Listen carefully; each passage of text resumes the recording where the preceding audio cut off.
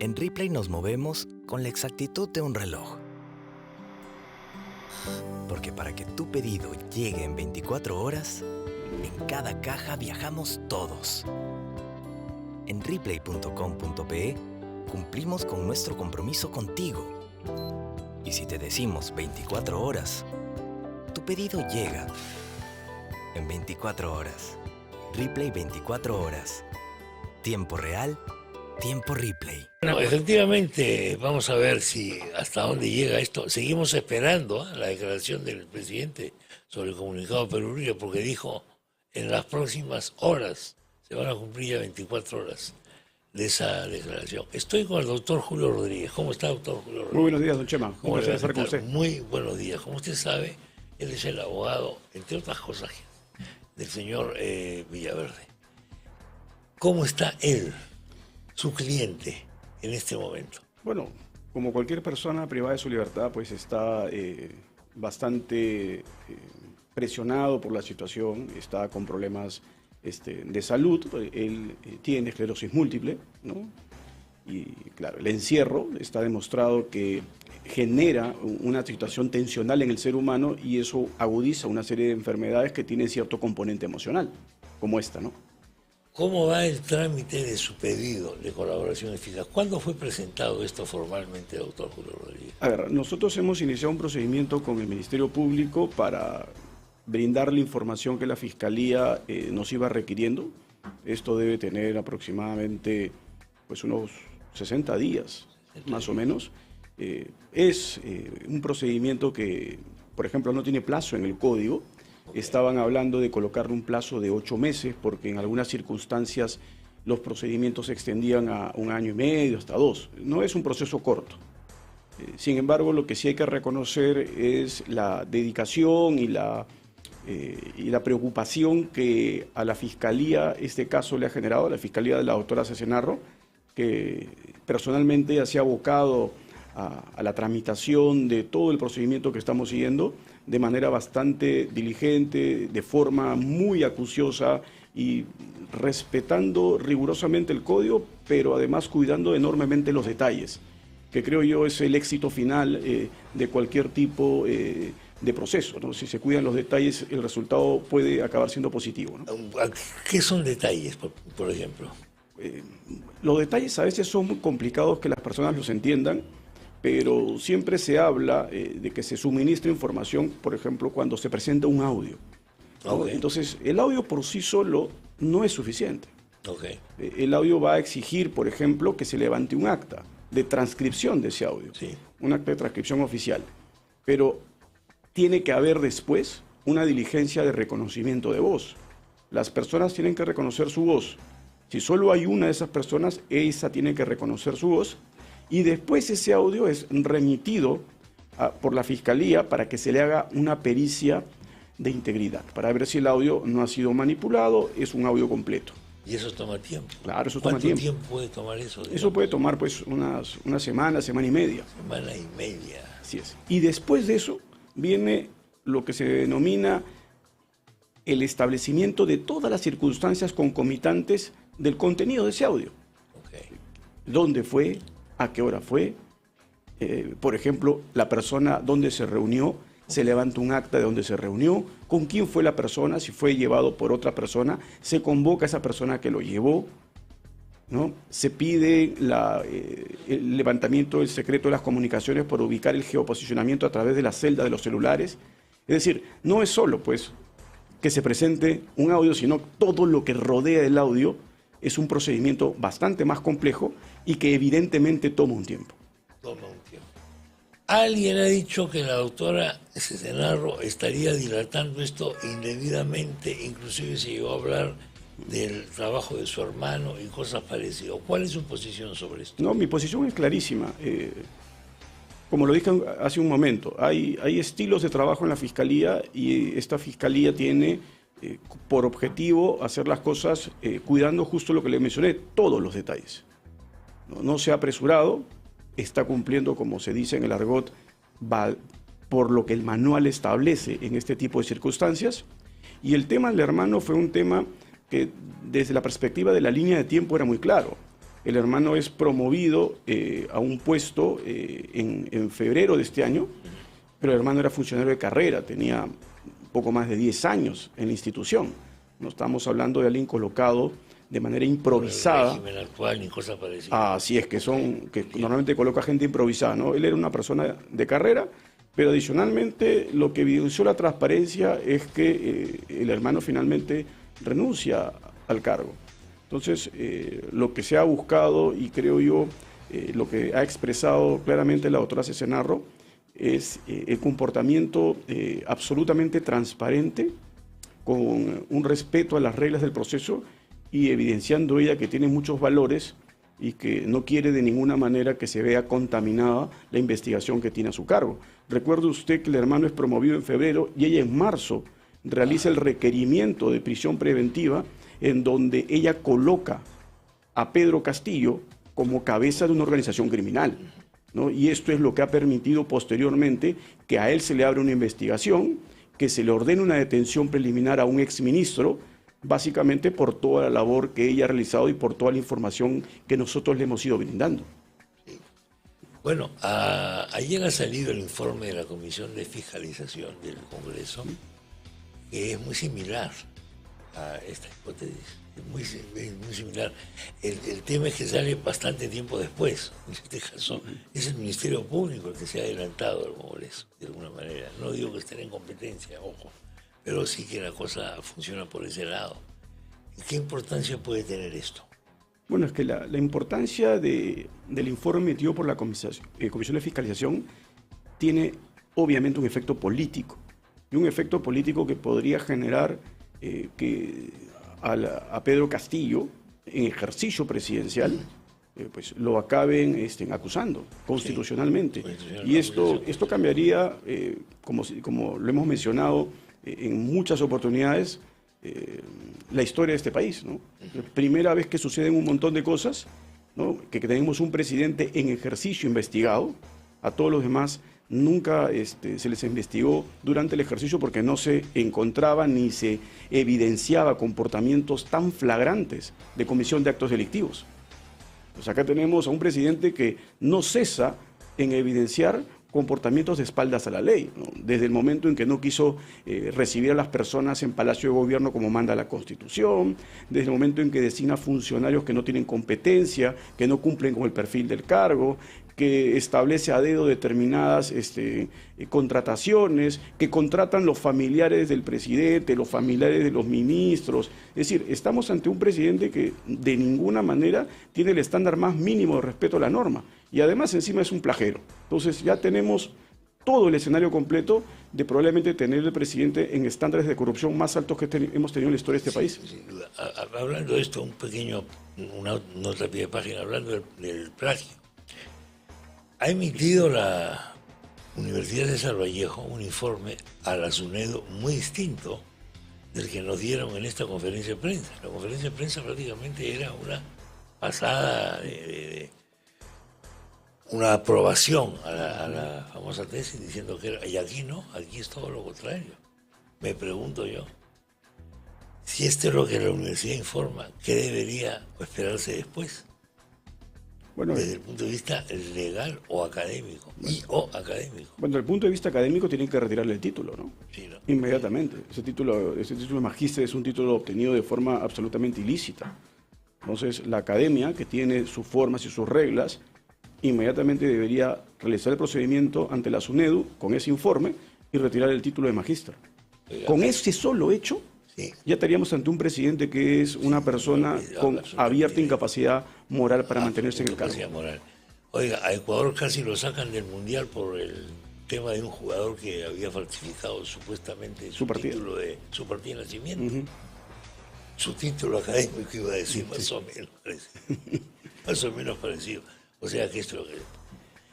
Todo el mundo me está parando en la calle, todo el mundo. Alguna gente me para en la calle y dice, ¿cuándo sale el próximo audio? Pregúntale a Philip cuándo viene la bomba atómica, etc. Hay gente que cree que los destinos del país se pueden jugar en un programa de televisión con un audio. Pero evidentemente tengo que hacerle la pregunta. Hay más audios que los que conocemos nosotros. En otras palabras, primero, La prensa conoce solo parcialmente los audios que ya conoce el Ministerio Público. 2. ¿Y los audios que conoce el Ministerio Público son todos los audios que hay o hay más audios? Bueno, una pregunta, don Chema. La primera parte, efectivamente hay que hacer incluso una diferenciación. No todos los audios que han sido remitidos a la Fiscalía de la Nación son los audios que están en manos de la doctora Cesenarro. Nosotros hemos brindado bastante información y hay un compromiso expresamente firmado de seguir brindando información. No vamos a parar de brindar información y evidentemente en algún momento cuando el señor Villaverde pueda alcanzar su libertad va a tener posibilidad de incluso poder enviar a la Fiscalía muchísima información que en este momento no les dé fácil acceso. Entonces, eso es lo primero que hay que dejar en claro. La Fiscalía de la Nación tiene muy pocos audios comparados con los que ya tiene el despacho de la doctora Cesenarro y nunca se han filtrado. Ella ha mantenido escrupulosamente la reserva, por eso yo le decía hace un momento, está actuando de acuerdo al manual de procedimientos para estos casos. O sea que esto del proyecto de ley del doctor Torres y compañía sobre la filtración, que van presos y todo, esto es una cosa pues que es para amenazar, evidentemente. No, es obvio, es obvio. Ojo, pero lo lamentable, don Chema, es que en el Código Procesal Penal sí se establece la obligación de la reserva, pero el problema es que esa obligación de cautelar que la información no sea divulgada públicamente cuando se está en esa etapa del proceso. Porque cuando el proceso va a juicio, ya todo es público. Pero antes de eso no puede ser público. El código, lamentablemente, en su versión original, antes de ser promulgado, decía que habían consecuencias jurídicas para el fiscal que quebrantaba la reserva. Sanciones, específicamente la Fiscalía, porque él es la Fiscalía el garante de la reserva. Sin embargo, las sanciones fueron eliminadas. Entonces tenemos un código que dice que no se debe vulnerar la reserva, pero no hay ninguna consecuencia jurídica por hacerlo. Entonces por eso, lamentablemente, como usted lo verá, y como yo lo anticipé, en el caso nuestro yo le dije claramente al despacho de la doctora Cesenarro que era altamente probable que cuando los audios y las transcripciones subiesen a la Fiscalía de Nación, podría haber una filtración. Y efectivamente sucedió. Siempre ha habido. Eso ha habido todos los últimos años, nos hemos pasado todo con filtraciones. Y la prensa vive de filtraciones. Ahora, ¿cómo las consigue? No lo sé. No lo sé, yo no los he conseguido. ¿Cómo de repente te lo mandan en un sobre? Eso es una materia que nosotros no podemos revelar. Quiere decir que lo que hemos escuchado nosotros en el programa de Philip, repetido después en otros medios, es solamente una parte de lo que tiene el Ministerio Público. Así es.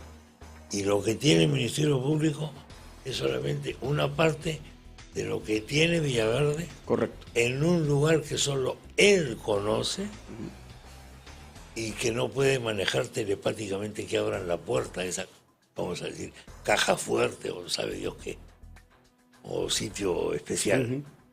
Y entonces él tiene que ir a abrir la llave. Así es, él es el único que puede ser capaz de revelar el resto de la información que se va a presentar, ¿no? Una apreciación valorativa. ¿Lo que hemos visto es solo un aperitivo o hemos comenzado el menú por el plato de fondo y lo que viene después son pequeños piqueos? Yo diría, don Chema, es como si pues, nos invitaran a San Seferino y nos pusieran de buffet todos los grandes platos del restaurante. Entonces, esto es lo que está sucediendo. Elegimos. Así es.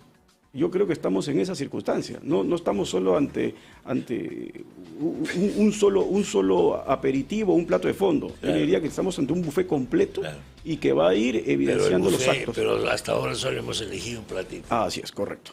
Vamos a estar en la línea, digamos. Pero hay un montón de platos más para elegir. Correcto.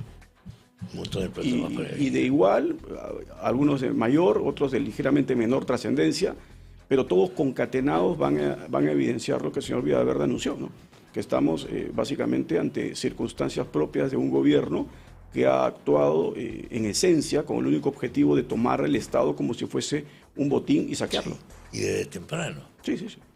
Desde antes de la juramentación. Da la impresión desde antes de la juramentación, ¿no? Sí, claro, o sea, presentar el equipo de transferencia, los primeros ministros que se presentan, el primer gabinete, era ya la muestra más palpable de que no se quería poner personas capaces y técnicas, sino básicamente amigos, ¿no? Entre comillas, que pudiesen colaborar con el objetivo de simplemente lucrar desde el Estado de forma ilegal. Le pregunto, ¿le ha hablado Villaverde sobre Castillo? Sí, ¿Le ha dado algo que podamos conocer sobre qué piensa de él antes y ahora? Él no tuvo nunca una relación con Castillo. No, y él ha sido transparente porque esta pregunta que usted hace también es trascendental, porque él, como decían algunos, no, lo único que busca es su libertad. Y comienza a narrar hechos que no son ciertos, comienzan a mencionar. Pero, a ver, todo interno de que pise el penal, ipso facto lo primero que está pensando es cuándo salir y cómo salir. Todo interno, eso es absolutamente claro. Pero el señor Villaverde pudo haber dicho, yo tengo información del presidente, etc., etc., con el objetivo de salir antes. Pero él ha sido bien enfático en señalar que él contacto directo con el presidente no ha tenido. Siempre lo tuvo a través o de Pacheco o de Silva, o de los sobrinos del presidente, pero no directo. ¿Hay una competencia entre Karelin y Villaverde en este momento por ver quién es el verdadero colaborador eficaz? ¿A Karelin no le conviene que él también sea considerado colaborador eficaz? ¿Le quita protagonismo? ¿Le quita chamba? Yo, como lo he mencionado varias veces, por lo menos desde mi perspectiva y la asesoría que yo le doy al señor Villaverde, no estamos ni en competencia ni en contra de la señora López Arredondo. Nosotros tenemos una estructura de trabajo, una estrategia planteada y estamos yendo en esa línea. Haga o no haga la señora López Arredondo una u otra cosa. No nos preocupa lo que ella haga. El señor Villaverde está narrando versiones y está acreditando su versión. Entonces, eso es el objetivo nuestro y eso es lo que vamos a obtener finalmente. Una versión del señor Villaverde totalmente cerrada, ¿no? Respecto a lo que él está afirmando y que ha venido sustentando paulatinamente lo que inicialmente afirmó de manera pública. Entonces, no nos preocupa lo que la señora López Arredondo o su defensa pretendan generar. Yo no tengo ningún enfrentamiento, ni pretendo tenerlo. Esto no es un duelo Nakazaki-Rodríguez. No me interesa tener duelos con nadie. Nosotros tenemos... ¿Usted lo conoce a Nakazaki? Sí, claro que lo conozco a César. Claro que lo conozco. Por eso, ¿Lo valora como claro. penalista? Sí. Obviamente. Sí. ¿No? César tiene bastante experiencia, es un abogado que tiene... una suerte de exposición pública también, y yo lo conozco hace muchos años. Por eso le digo, yo no tengo ni competencia ni intención de entrar a debatir nada, porque le digo, primero es que no puedo debatir aquello que está siendo objeto de reserva, claro, porque yo traicionaría la reserva. Claro. Conforme estamos actuando, nosotros, está actuando la fiscal con la que trabajamos. Como le dije, ella tiene mucha información y nunca se ha revelado. La información que se hizo pública, ella la tenía por lo menos 15 días antes, por lo menos, si no es más, y nunca se hizo pública. Entonces, estamos manteniendo la reserva y yo me voy a sujetar a eso. ¿No es cierta la hipótesis de que ella ha actuado o el fiscal de la Nación ha actuado por la publicación del audio? Que si no hubiese sido publicado este audio, no hubiesen actuado. Y, a ver, yo sí creo que la existencia de este audio... Sí. Es el elemento decisivo, más contundente, es decisivo, es el más contundente que hay. No hay otra cosa más contundente en contra de Silva, por ejemplo, que ese audio que desnuda de cuerpo entero las características de un ministro que lo que buscaba era sentarse en el cargo para incentivar, coordinar, estructurar de manera paralela al funcionamiento correcto de la administración pública una organización criminal que reportaba directamente al presidente. No le voy a pedir que hable usted sobre sus colegas, pero más o menos sí, porque la táctica que está siguiendo el presidente Castillo, ¿le parece correcta? Esta de recusar la actividad fiscal, por ejemplo, por la vía judicial. Yo creo que... Por la actividad congresal, por la vía judicial también. Yo creo que es una estrategia que debe haber pensado el doctor Benji Espinosa, pero es una estrategia bien ambigua, ¿no? Porque primero acabó diciendo que no iba a aceptar que se le investigue porque esto era vulnerar la Constitución, pero finalmente declaró. Entonces, eso es contradictorio, ¿no? Pide una audiencia de tutela de derechos, pero va y declara. Si yo entiendo que el procedimiento hecho por la Fiscalía es ilegal ipso facto, ¿no? Presento la nulidad y no me aparezco más. hasta que se resuelva la tutela de derechos. Hasta que se resuelva. Correcto. Y en última instancia. Así es. Y lamentablemente... me encierro con 4 llaves en Palacio y digo, estoy esperando el dictamen judicial y punto. Es, correcto. Sí, es ser consecuente con una estrategia que apunta a un objetivo. Finalmente eso no sucedió. La tutela también la perdió.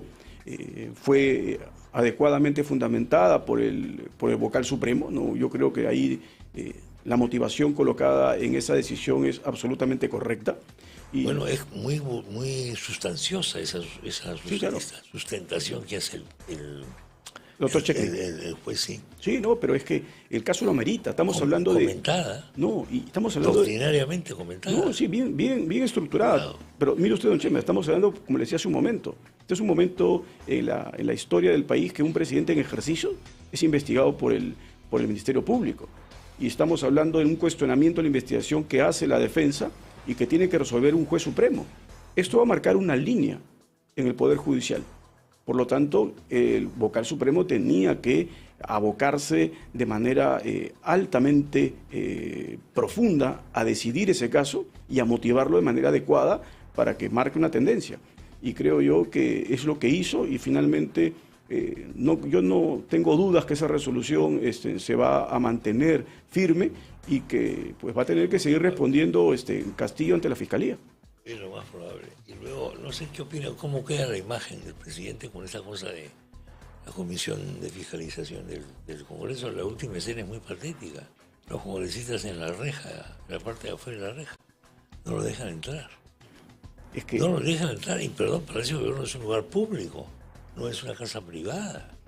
Que yo sepa hasta ahora, no sé, de repente ha cambiado. No, y además, desde la perspectiva comunicacional, ¿no? De lo que se comunica a la población, sí, es nefasto, porque sí, exactamente lo mismo hubiese podido suceder permitiendo que los miembros de la comisión ingresen, ¿no? Que entren a Palacio de Gobierno, que dentro del Palacio de Gobierno se les informe que el presidente ha decidido no declarar. Así de simple. Y no pasaba el escándalo que finalmente sucedió, en donde no dejaron entrar a congresistas de la República, como usted dice, a Palacio de Gobierno, que es un edificio de todos los peruanos.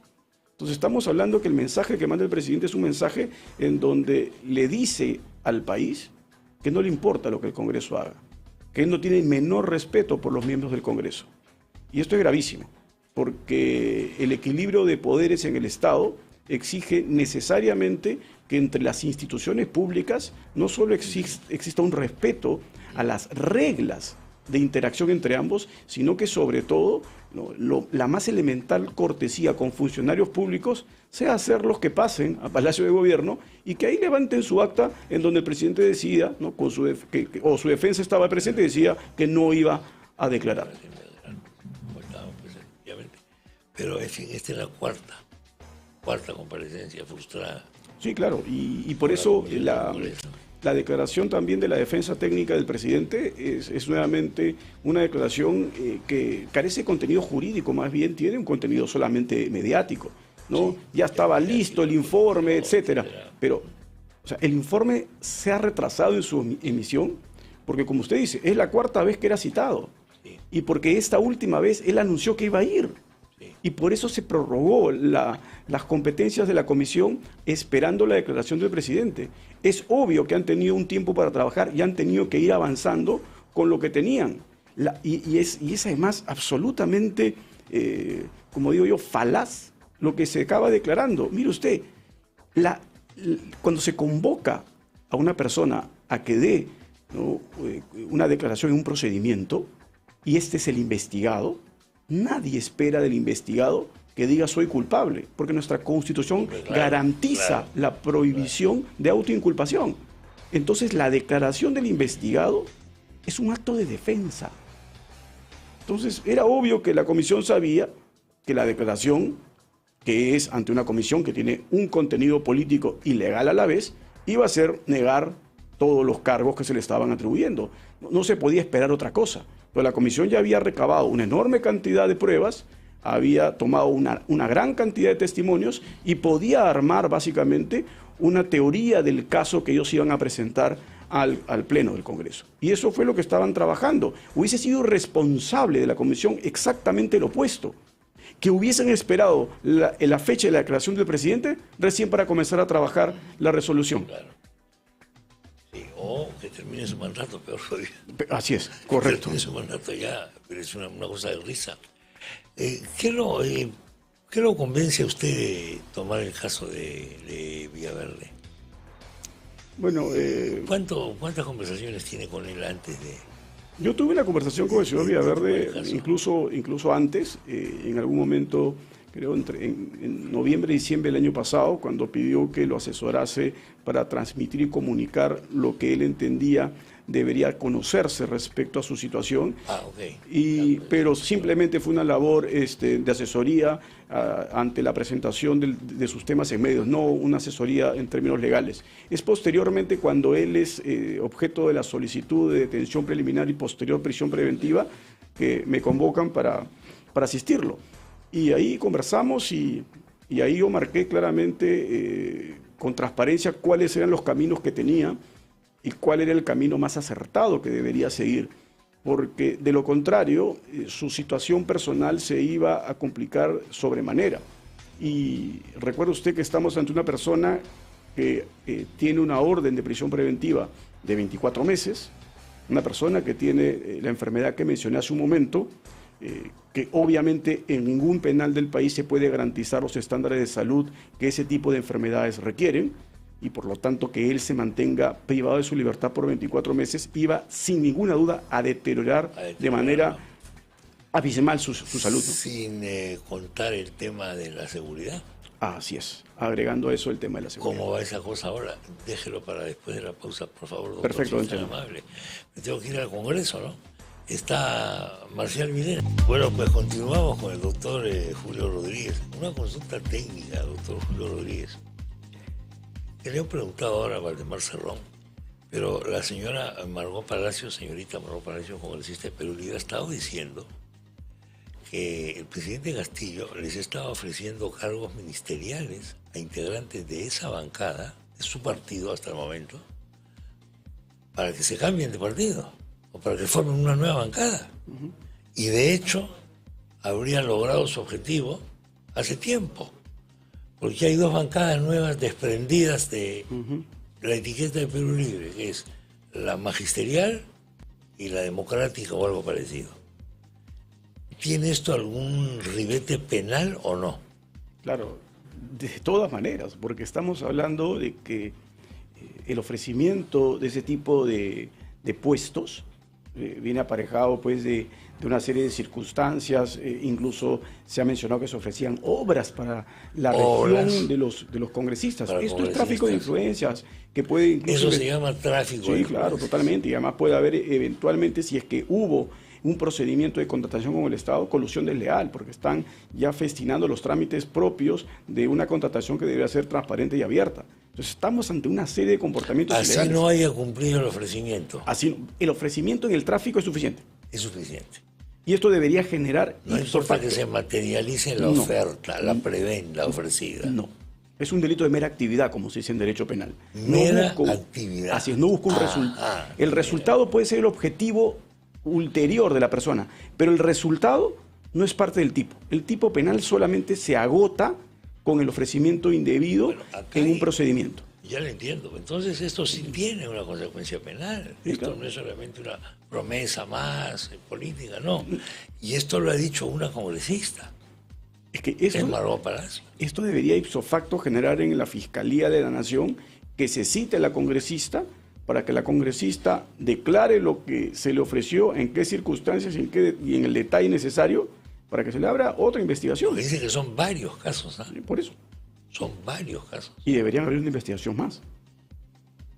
Y yo creo que, en fin, esto es una lectura mía, esto está en la base de este memorándum, de este comunicado que ha lanzado Perú Libre, diciéndole a Castillo que renuncie, ¿no? Ahora, lo que no veo cuál es el plazo, porque Castillo dijo ayer, en las próximas horas tomar una decisión, o anunciar una decisión. Ya han pasado 24 horas. Bueno. Han pasado 24 horas, señor Lucía, pero en fin. Lo acaba de decir esto. Bueno, estamos ante un presidente que no respeta plazos, normas. No, pues no, entonces a veces sí. Esto muy... Yo lo he comentado con otros abogados, serio, ¿no? don Chema, y parece que se levantase en la mañana abriese al azar la página correspondiente a delitos contra administración pública y decida ese día voy a cometer este acto. Así es. Porque ese es el comportamiento que estamos verificando permanentemente en este presidente. Bueno, esto nos coloca a todos en una condición un poquito vergonzosa, debo decir, como sociedad. No sé cómo lo ve usted. Y una sociedad que se permite tolerar este tipo de cosas. La verdad, nuestro nivel de corrupción, en el que hemos colocado la corrupción, de tolerancia, es tremenda. Luego, el tema de los plagios me parece a mí una cosa muy grave, pero me temo que a otras generaciones no le parecerá tan grave lo del plagio. Quizás a usted sí, pero a otros menos académicos puede ser que no le importe. Y como ahora además han prometido ingresos libres a las universidades, ya pues hombre, vale todo, se acabó el problema. Ya no necesitas estudiar para nada, ni graduarte de una tesis, no sé qué, estas molestias burocráticas. A ver, yo soy profesor universitario hace 20 años aproximadamente, don Chema. Y para mí, más de 20 años, va a cumplir 27 años de profesor universitario. Y para mí es evidente, sin ninguna duda, que estamos ante un presidente que las reglas propias necesarias para obtener un título no le importaron nunca. Porque la tesis no solo fue enviada a hacer con alguien, ¿no? Conforme, por ejemplo, la señora López Arredondo fue señalando y fue ubicando el local donde se habría enviado a hacer la tesis. El local lo han ubicado, el local donde se ha hecho la tesis. Entonces, usted está ante alguien que no le interesa de ninguna manera respetar las reglas, sino lo que le interesa es básicamente colocarse en un puesto para obtener beneficios ilegales, nada más. Y si por eso va a tener que cometer delitos, no tiene ningún tipo de freno moral para hacerlo. Entonces, esto es incapacidad moral permanente. Sí, yo creo que sí, por supuesto, hace tiempo, no solamente lo de la tesis, pero mucha gente aparentemente no le da importancia, ¿no? A medida que se van conociendo todos los días más y más casos sobre Castillo, alguna gente con sentido común, creo, dice, ¿pero cuál va a ser su salida? ¿Cuál va a ser su salida? Porque aparentemente no tiene ninguna salida, ni la vía judicial está sirviendo para eliminar sus comparecencias, etcétera, etcétera. La vía fiscal menos, porque esta vez el Ministerio Público se ha adelantado a la política. Generalmente ha sido al revés. Correcto. Generalmente primero ha venido la política y después de que la política ha buscado mal que bien pruebas, etcétera, etcétera, ha entrado al Ministerio Público. Ejemplo Kuczynski, por ejemplo, ¿no? Sí, claro. Que fue así. Pero esta vez no es así. Entonces, alguna gente dirá, ¿qué recurso le queda al señor Castillo? Y alguien dijo por ahí una especie de retiro conversado, amnistía, etcétera. Pregunto, ¿qué tipo de recursos hay para evitar un proceso, para cortar un proceso, para hacer una especie de pacto? La imagen que se trae a la cabeza es la de Nixon. Nixon, maldita sea, no quería renunciar y se metía unos whiskies poderosísimos.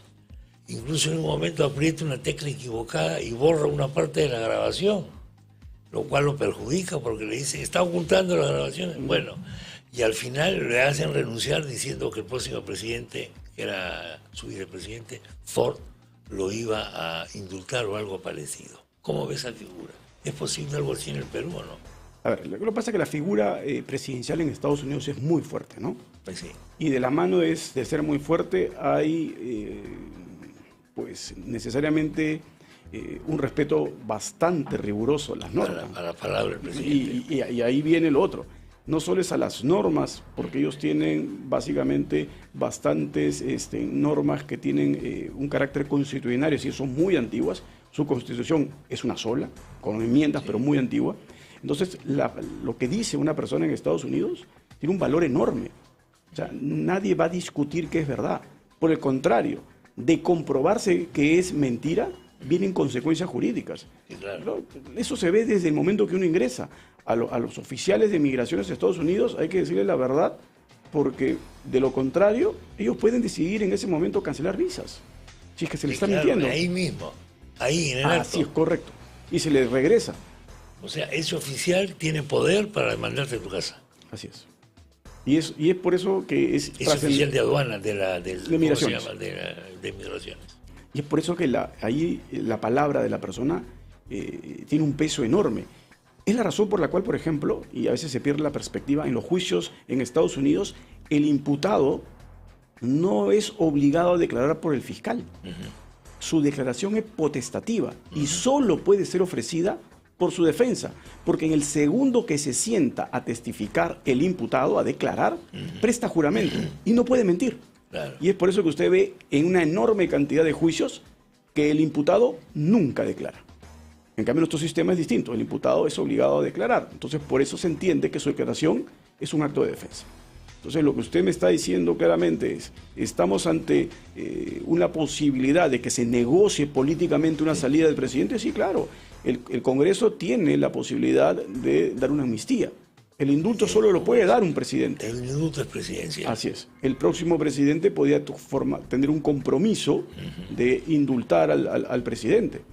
O sea, yo creo que hay mecanismos políticos para negociar y que pueda generar una salida que sea lo menos controvertida, sí, lo menos compleja. Se lo digo porque a la primera que yo le escuché hablar de esto es a Lourdes Flores acá hace tiempo ya. En ese momento se veía como una opinión exótica, rara y hasta condenable, porque decían, ¿qué es esto? Está conciliando con la corrupción, contra no sé qué. Pero a veces la paz social exige ciertos sacrificios del derecho. No solo la paz social, sino es la economía de la gente, es volver a tener un país que pueda ser viable y que pueda haber inversión privada. Entonces, todo eso podría ser posible en la medida que este presidente ya no siga más en el cargo. Sí, ese es el tema, porque el problema es él, bueno, no solo él, pero digamos, principalísimamente es él el problema. Sí, él y todos los que están detrás de él en los ministerios. Con él, toda esta red y toda este grupo, esta especie de tribu cleptocrática que nos ha tocado en suerte, ¿no? Porque tenemos tan mala suerte, o sea, tomamos unas decisiones un poco raras cuando votamos acá en el Perú. A ver, Rochema, es que no hay espíritu de información. Es un poco fanática. No estamos informados. No nos gusta informarnos. Sí. Nos gusta confiar en yo confío en mi creencia. La verdad no me interesa. Pero, don Chema, si el 70%... Tengo mi verdad. Sí, claro, pero eso, agréguele usted que el 70% de las personas deciden su voto en la cola. Sí, es verdad. Entonces, claro, por eso nos va así, pues, y a veces tenemos una cierta vocación suicida. Y la valla para esos cargos por elección es muy baja. Sí. Es muy baja. Cualquiera puede ser presidente, cualquiera puede ser congresista, cualquiera puede ser alcalde, lamentablemente. Sí. La valla es extremadamente baja. Si queremos mejores funcionarios... Pedimos títulos universitarios para cualquier cosa, ¿no? Para cualquier puesto de trabajo, ¿no? Prácticamente al vigilante de un edificio se le pide hasta título, y para ser presidente de la República no se pide nada de eso. Título, claro. Acá está la red, pues justamente, toda esta arquitectura, toda esta ingeniería, vamos a llamarla así, de alguna manera, es la que sale del informe de la comisión, ¿verdad? Del Congreso. Y que es extremadamente similar a la estructurada por la fiscal Sestenaro. Eso es lo que yo iba a decir. Hay una gran similitud. La virtud de la fiscal, digamos, por llamarlo de alguna manera, es que se adelanta bastante tiempo a la del Congreso. Es muy interesante, llamativo, digo yo. Se me ocurre, ¿no? No, además tuvo en su momento el olfato de entender que este caso era un caso trascendental y que si dejaba pasar el tiempo, obviamente todas las pruebas, todas las evidencias iban a desaparecer. Y había que de una vez asegurarlo. El tiempo diluye las cosas. Sí, claro. Por eso es absurdo pretender que a un presidente no se le puede investigar hasta que salga del cargo, porque tendría 5 años con todo el poder que le da el Estado para destruir todas las pruebas en su contra. Ahora, el debate podría ser, yo creo que es indiscutible, ya pocos se atreven a decir que no se le puede investigar. La pregunta es, ¿qué tipo de apremios se le puede aplicar durante la investigación? Porque cuando el fiscal pide que haya una detención provisional, no necesariamente es porque es un sádico, sino porque para investigar necesita que esté ahí. Claro. Estamos en esa etapa. No, además y ahorita estamos en preliminar todavía. Así es. En preliminar, investigación preliminar, y ya tenemos esa telaraña. Y no, lo que pasa es que el paso siguiente para que eso se lleve a la siguiente etapa procesal, ahí sí se requiere una acusación constitucional. Ahí se requiere. Ahí sí se va a requerir de todas maneras acusación constitucional. Ahí se requiere acusación constitucional. Y sería la primera vez en la historia republicana que a un presidente se le acuse en funciones, ¿no? Porque yo creo que todas las evidencias que se están incorporando de diversas fuentes llevan solo ese camino. No hay otro camino que la acusación constitucional de este presidente.